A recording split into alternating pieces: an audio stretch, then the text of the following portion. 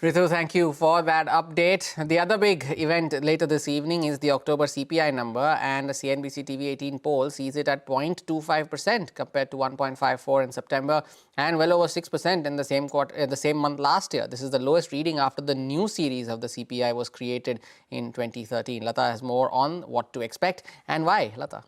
Well, actually, ridiculous number, isn't it? Who would believe inflation is 0.25%? It is as low as that, and food CPI is actually minus 4% compared to last year. That's our poll saying.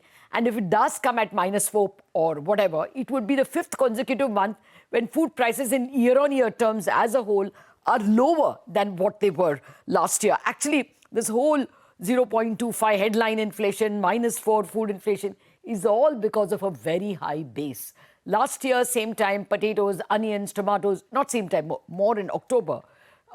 All these were, ruling at 100 rupees. You're getting tomatoes at over 100 rupees and stuff like that. So it's the base effect that's making things ridiculously low at this point in time. But regardless, food inflation is going to remain negative for the next 2 months also. Again, because of the high base. And economists are now veering around to the view that for the full year, the average inflation will be 2% or maybe 2.1. That's the number I got in the poll. RBI is still standing at 2.6. So all these numbers are going to confront the RBI in the next monetary policy meeting on December 6th. They're going to have behind them a 0.25% inflation and the fact that the whole street is standing at 2% for the full year. What is their mandate? To keep inflation between 2 and 6%. So if the average is going to be 2, then, the Reserve Bank is almost going to be forced to cut. Can you be so sure of the cut? No. Because on November 28th, we are getting the GDP number.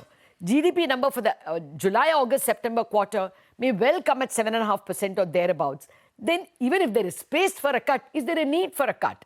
And better still, if the trade deal is signed, then the economy takes, a kind of a sentimental step up. So no one's of the view that there is a guaranteed rate cut in December.